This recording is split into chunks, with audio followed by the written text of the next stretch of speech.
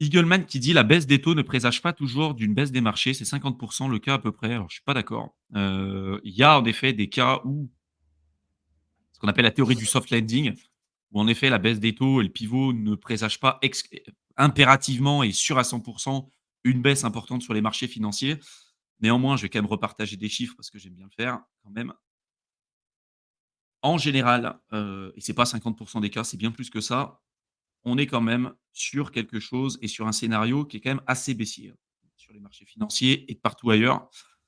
Voilà, ça c'est les données officielles. Vous avez les pivots à chaque fois avec les dates, le temps qu'il a fallu pour atteindre le bottom avec le S&P 500, hein, d'accord? Là, ils ont vraiment analysé le S&P 500, sachant que, la crypto, sur les données qu'on retrouve ici, bah, on n'a pas encore eu vraiment de pivot en tant que tel, avec une augmentation de taux, une constante et une baisse, d'accord? Pendant la crise sanitaire, on a eu une baisse de taux, mais on n'avait pas eu une augmentation, quoi. Depuis la crise des subprimes en 2008, on n'a pas eu, une augmentation de taux, une stagnation et ensuite une baisse. Donc la crypto, en fait, a toujours presque connu exclusivement des taux bas, une impression monétaire avec du quantitative easing et des taux, qui baissent, en fait, des taux qui étaient déjà bas, mais qui ont continué de baisser, voire même des fois dans certains pays qui étaient, négatifs. C'est-à-dire qu'on vous donnait de l'argent pour emprunter. Ce qui est une hérésie totale, mais ça, c'était la réalité dans l'environnement dans lequel on vivait. Le vrai pivot qu'on aura potentiellement avec une augmentation de taux et potentiellement une baisse, ça arriverait peut-être cette année, en tout cas ce que disait, Jérôme Powell, et la crypto ne l'a encore jamais connu. Il y a plusieurs scénarios. Il y en a qui disent, bah, peut-être que la crypto se décorrélera des marchés tradis. Il y en a qui se disent, un peu comme nous, bah, au final, ça reste un actif risqué parmi tant d'autres et c'est lié par rapport à ce qui existe sur la finance tradie. Donc, ça sera impacté comme ça a été le cas à chaque fois. Par contre, c'est pas quelque chose qui est immédiat, d'accord?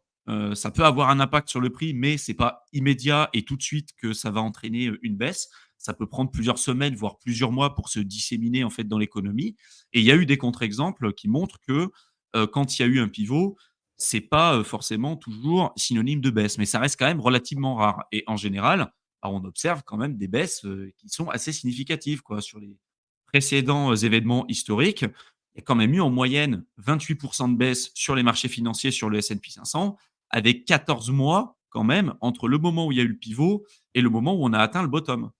Donc 14 mois en crypto, c'est énorme. Ça ne veut pas dire que ça sera forcément 14 mois, à ce moment-là. Peut-être que la crypto se décorrélera, j'en sais rien, mais en tout cas, c'est pas du tout le scénario que je privilégie et 14 mois, bah, en fait, ça veut dire aussi que ça coupe l'herbe sous le pied et bah, en fait, tu loupes le bull run, en fait. Tu loupes une grosse partie du bull run. Voilà.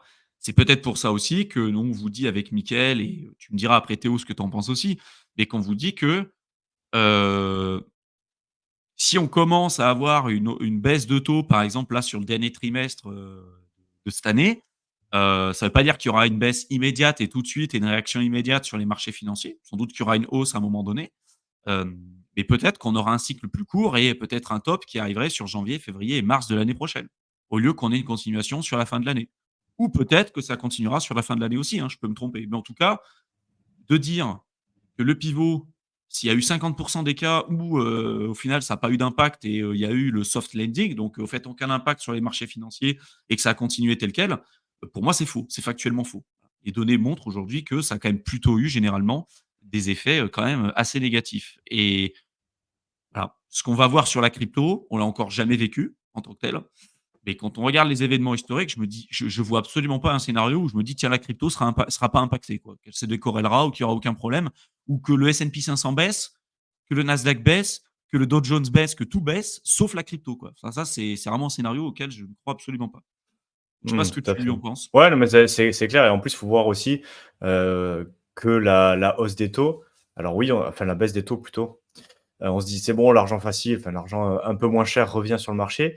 Mais il faut voir aussi que, premièrement les banques, hein, donc si vous regardez, Buffett, il a vendu pas mal d'actions bancaires, mais donc les premiers intéressés par la baisse des taux un petit peu, les banques et tout cet environnement-là, au final, ils vont se retrouver dans une situation un peu délicate où pendant, quelques années, ils ont dû faire, des emprunts à des taux plus importants, je sais pas 3, 4, 5 et d'un coup, les taux baissent. Donc ils se retrouvent avec, plutôt du passif, quoi. Enfin des Mmh. quand tu fais un emprunt avec un taux, beh, les taux continuent d'augmenter, tu dis: «Beh, c'est plutôt un actif parce que j'ai emprunté de l'argent moins cher que ce qu'il est actuellement». Mais quand l'inverse se passe, donc ce qui est pas souvent non plus, mais le fameux pivot, tu te retrouves un petit peu avec des prêts qui seraient considérés comme des passifs parce que toi, tu dois rembourser des mensualités ou des annuités, enfin, je sais pas comment ça se passe sur des taux de 4-5%, et maintenant le marché, il est plus à 2-3, voire en dessous. Donc au final, tu te retrouves avec des passifs et il faut le temps d'absorber ça aussi. Et les entreprises, pareil, elles sont financées pendant les dernières années sur des taux plus élevés. Là, maintenant, il y a un retournement, donc c'est pas non plus on annule les dettes, on repart sur des taux plus bas. Enfin, voilà, il y a des choses aussi à compenser, que ça se digère aussi, et ça se fait pas en général. L'instant, tu sais pas, comme tu l'as dit avec les chiffres, c'est pas, il y a le pivot de la Fed. Oh, c'est bon, on va pouvoir emprunter de l'argent à des taux plus faibles. Donc, il s'est rien passé les dernières années. Allez, c'est bon, on emprunte, on balance sur les actions technologiques et on repart sur la crypto. Il faut le temps que Ouais, ça se digère, tous ces événements-là. Et c'est pas simple à chaque fois. Donc je suis évidemment, d'accord. ça sera nécessaire. On va pas ressortir la courbe du M2 Money Supply, mais voilà, on le sort à chaque live. Mais voilà, c'est pas non plus, c'est pas décorrélé du tout la crypto du reste du marché financier. Et il faut laisser un peu le temps aux événements de se produire et de se digérer aussi. C'est pas instant, quoi. Mmh. Et ce que disait aussi, Bluetooth, c'est que tu as le troisième risque de la baisse des taux, pas de crack, mais une longue consolidation de plusieurs années en environnement stagflationniste avec des matières premières justement qui subissent une forte inflation. Et en effet, c'est aussi un cas, qu'il faut envisager. La stagflation, en fait, c'est quand vous avez une inflation importante avec une faible croissance aussi. Voilà. Et on commence à avoir des entreprises qui sont plus, forcément aussi rentables qu'avant et tout. Et comme il dit, Bluetooth, c'est qu'il ne croit pas forcément, un instant que la Fed va se remettre à imprimer de l'argent. En fait, pourquoi ils ont imprimé de l'argent à un moment donné? Parce que tout le monde restait chez eux et c'est pour éviter que les boîtes fassent faillite. Là, c'était le quoi qu'il en coûte. En fait, il y avait pas le choix. Il fallait qu'ils impriment de l'argent. Sinon, en fait, toutes les boîtes faisaient faillite, ou en tout cas, ça allait être la bérésina. Les banques avaient plus une thune. Les entreprises avaient plus une thune. Donc, en fait, ils étaient obligés de faire ça pour éviter qu'il y ait une faillite globale de l'économie, en fait, une panique totale, quoi. Et je suis d'accord. Moi, je vois pas pourquoi, en fait, s'il y a pas un truc qui se casse vraiment dans l'économie, qui fait très, très mal, tu vois? On a vu dans certains pays où il y avait le chômage qui commençait à augmenter, mais c'est l'un des indicateurs, c'est pas le seul, tu vois? Si vraiment à un moment donné, il y a un truc qui se casse dans l'économie, des boîtes qui commencent à faire faillite, des banques qui sont sur la sellette et tout, où il y a vraiment un risque de crise systémique, là, peut-être qu'en effet, ils décideront de réimprimer de l'argent. Mais pour l'instant, en fait, il y en a qui disent: «Dès qu'ils vont baisser les taux, ils vont imprimer de l'argent». Non, c'est 2 choses différentes. La baisse des taux, c'est pas le quantitative easing, hein, c'est 2 choses complètement différentes, hein. On est d'accord, hein?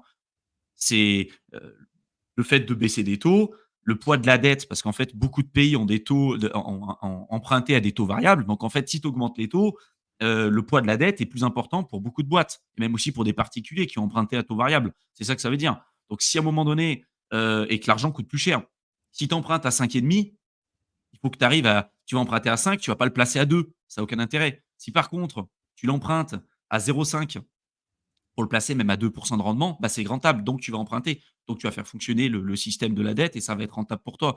Mais aujourd'hui, si tu empruntes à 5,5, qui plus est en plus à taux variable, tu as plutôt intérêt de trouver un truc, qui soit rentable avec un taux de rendement qui soit plus élevé que ça, en fait. Donc voilà, c'est juste qu'en fait, ça va peut-être favoriser, l'emprunt et donc éventuellement aussi l'investissement. Avec des taux qui seront plus faibles pour des particuliers, pour, des entreprises, ou peut-être pour embaucher ou ce que vous voulez, mais et en plus de ça, d'avoir le poids de la dette qui sera, plus faible. Voilà. Mais la dette, il y a les dettes des entreprises, il y a les dettes des particuliers, mais il y a aussi les dettes des États, hein, donc aussi ils jouent avec ça, hein. Voilà, c'est assez compliqué à comprendre, mais enfin, à expliquer comme ça, mais je veux dire, voilà, je les vois pas moi non plus imprimer de l'argent, tout de suite. En fait, ils le font en général, quand il y a des problèmes dans l'économie, en fait, globalement. Bah, Allez, déjà, leur 1er levier pour compléter, après on continue, tu vois? ouais. Mais leur premier levier, ça va être la baisse des taux, et après si ça suffit pas parce qu'au final, ils ont augmenté les taux pour casser le dos à l'inflation, OK.